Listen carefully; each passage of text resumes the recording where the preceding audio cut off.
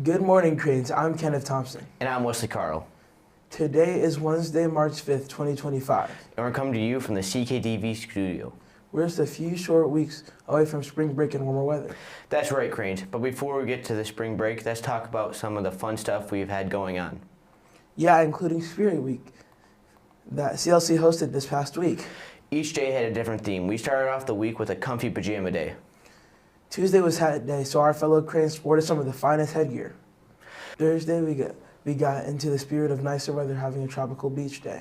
And last but not least, we wrapped up the week with a regular CK Spirit Day. Thank you for all those thank you for all who participated, and to CLC for hosting. Now let's get into what's been going on for the last few weeks, as well as what's coming up ahead. A week and a half ago, on February 2nd, Mr. Powell took a group of math count students to compete.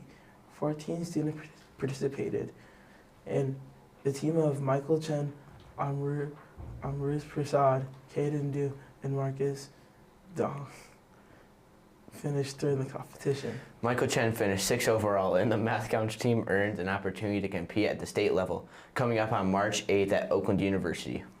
In other school news, rehearsals are underway for the Dramas Club performance of James and the Giant Peach. They have been practicing hard. Please know that it's not too late to join the ensemble if you're interested.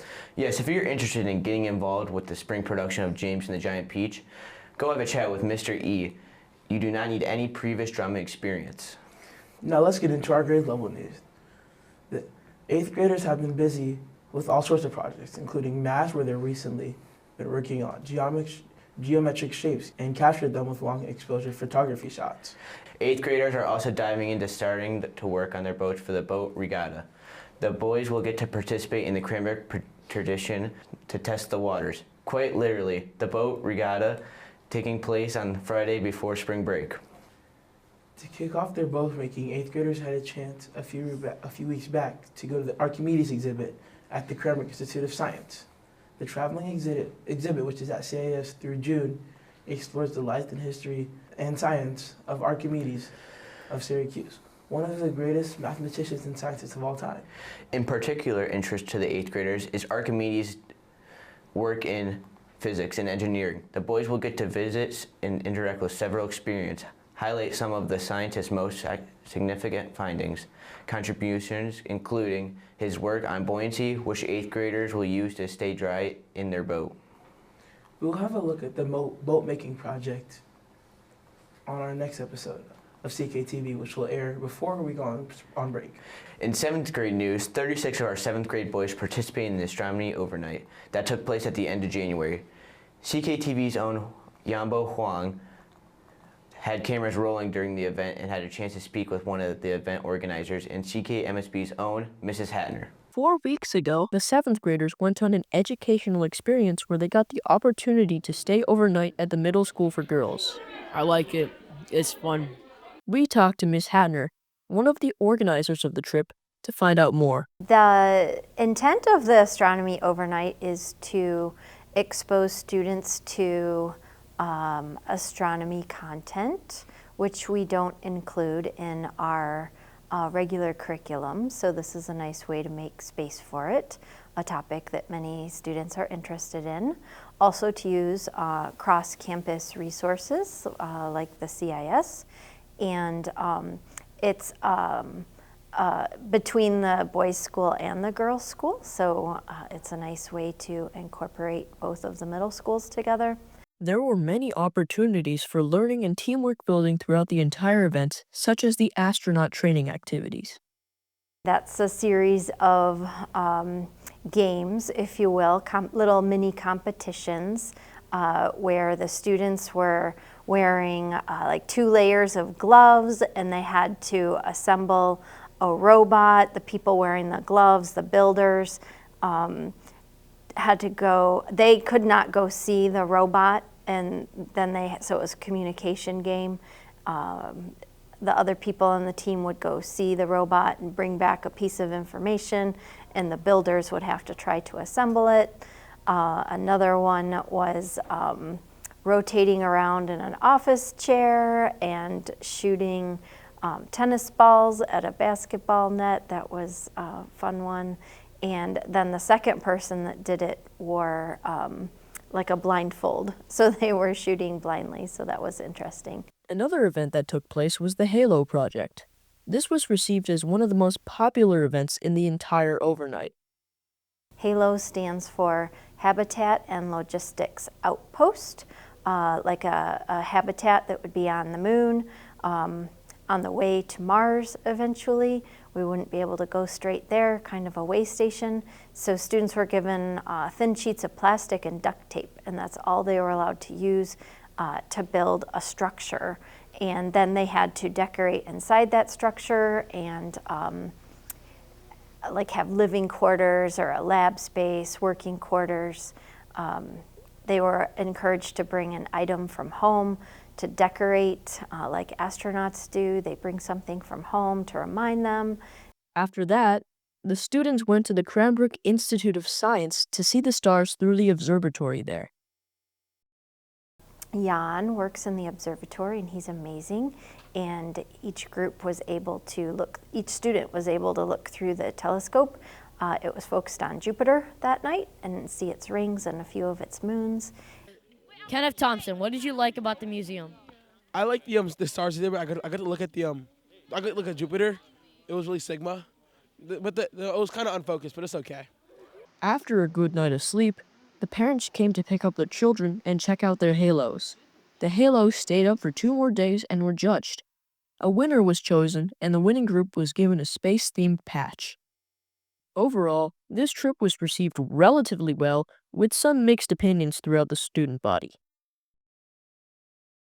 Thanks for that, Yanbo. In other 7th grade news, on Friday, February 21st, the class of 2030 bundled up and headed out to Snake Rock for the annual 7th grade sled competition. No snowy trails or slippery hills were going to stop the 7th graders from getting to the top of that hill to test their sleds that they've been perfecting for weeks. In the end, Mrs. Takacha's Vaziri took the trophy as the 2025 sledding champs for the first time in MSB history. Job well done to the winning team. 7th graders also started working on their miniature mineral museums exhibits. The exhibits will go on display at the CIS Wednesday, March 24th. To kick off the project, the group will go to CIS to talk about the exhibit with Karl Marr. In 6th grade news, the 6th graders recently wrapped up working in the makerspace during science class where they were making cell models out of items that otherwise were headed to the trash or the recycling bin. Their final models will be displayed in the 6th grade hallway soon, so keep an eye out for those. 6th graders more recently had a chance to explore the wonderful world of DNA and RNA with custom-made DNA kits. Mrs. Campbell's class, you'll notice that the DNA strands are the ones that are double-stranded and the RNA are single-stranded. The boys will enjoy to get to see this and create their own hand-on models. The class of 2031 also had a chance to step outside and help our feathered and furred friends around the campus. The boys made these bird feeders during their advisory and got outside a few weeks back to hang them up and fill them up in preparation for spring. Great work, 6th graders. And in other cool 6th grade news, the class traveled to the University of Michigan Museum and Art and the Kelsey Museum of Archaeology. While there, they got to into groups and piece together artifacts after seeing the real deal in the museum. Then after the lunch union got on campus, they got to get out of a little bit of college life. Lastly, our 6th graders had yet another chance to get out to local museums. This Monday, they popped over to the Cranbrook Art Museum for the pop-up pop art exhibit in the upper galleries. The display is only up through the rest of the week, so the boys had a chance to soak up the art, which often takes a pop culture as a source of inspiration and often employs bold colors and cool printing techniques. Thanks to the boys and the 6th grade teachers for making a quick trip a success. And now we're going to kick it over to Malinzak, who has all of the info you need about MSB sports and clubs. Mac.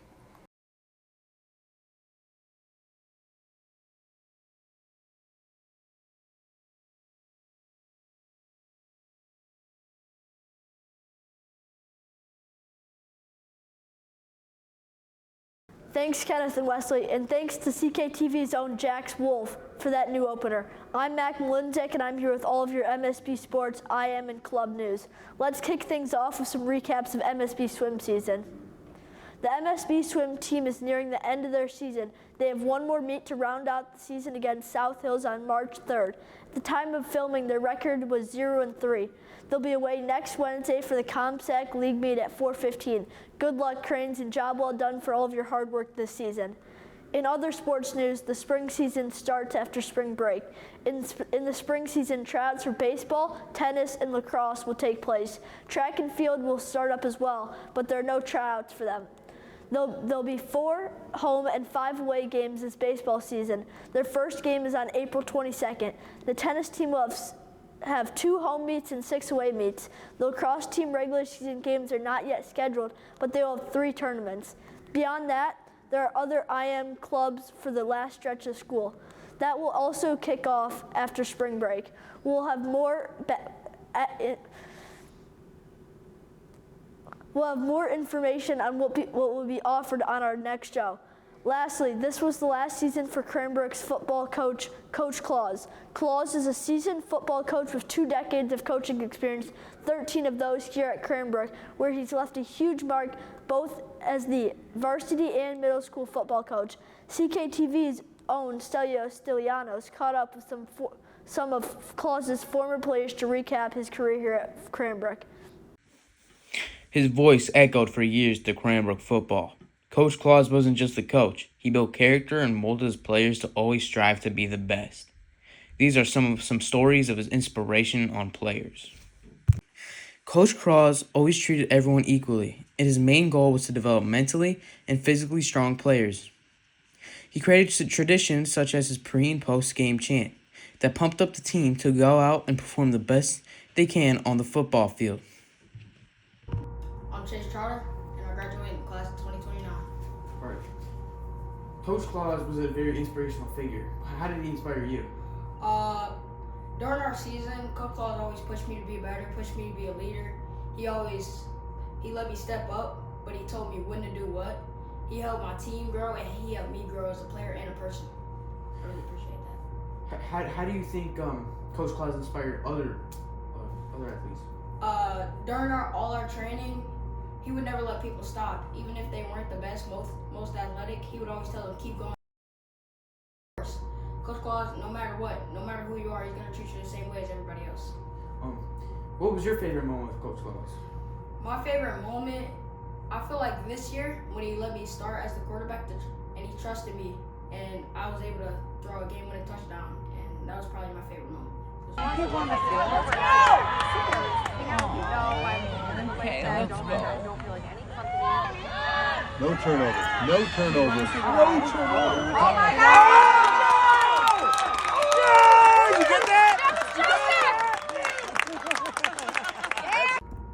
My name is Yannianakis, and I graduated in 2023. Well, Coach Claus was an inspirational figure. How did he inspire you? Well, Coach Claus was my first football coach, so just coming from not really liking the sport to playing the sport, he was definitely integral in actually making me like playing the game. And I like the mentality that he had about football. So his mentality about having fun with the game instead of focusing on winning was definitely part of what made him so inspirational, because it wasn't like other football coaches that I've heard of. So that's definitely one of the things that contributed. How do you think he was as a coach? Like, what did he do that made him so special? As a coach, definitely like what I talked about, where he didn't place too much of an emphasis on winning the games, but rather just having fun, learning the fundamentals. It brought joy into playing. And I kind of think about my 7th grade year when I didn't even really play, but our team went undefeated. And that was probably the most fun season I had, because it was all for the fun of the game. It wasn't for anything else. It was because of that mentality that Coach Claus had that really made it fun. What was your favorite moment with Coach Claus? Gotta think.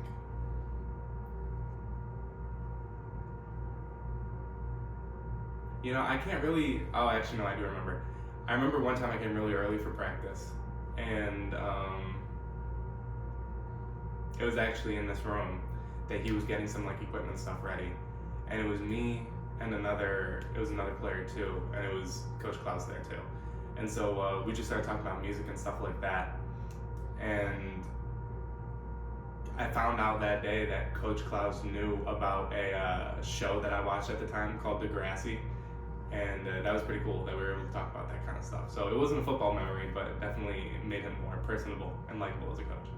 Yeah, I mean, thank you. That's about it. Wonderful.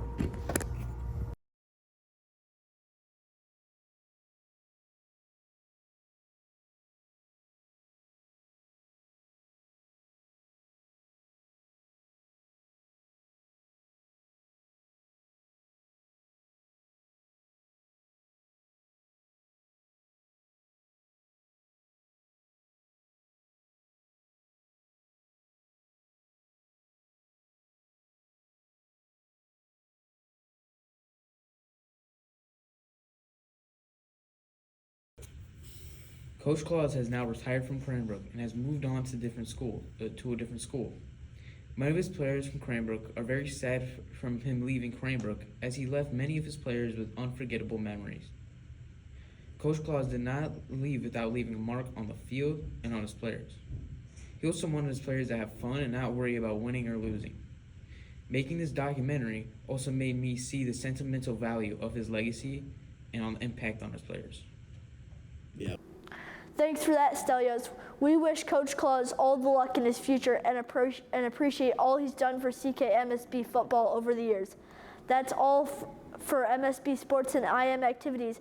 I'm Mac Malinzak. Back to you guys at the news desk, Kenneth and Wesley. Aim high, Cranes. See you. Thanks for that, Mac. I know me and Kenneth both had a chance to play for Coach Claus, and I thank him for his work on and off the field. Well, that brings us to the end of our show. Don't forget that this coming Sunday, daylight saving time begins. That's right, which means the clocks advance by 1 hour or will spring forward overnight into Sunday. Even though you may lose an hour of sleep, the good news is that this also means darkness falls at a later time. So more sunlight is in our days is on the horizon, which is awesome. Agreed. Beyond that, if you haven't already, be sure to subscribe to the CKTV YouTube channel. You can find this on YouTube at CKTV CKMSB. Thanks again for watching, Cranes. I'm Wesley Carl. And I'm Kenneth Thompson. Have a great rest of your week, Cranes, and aim high.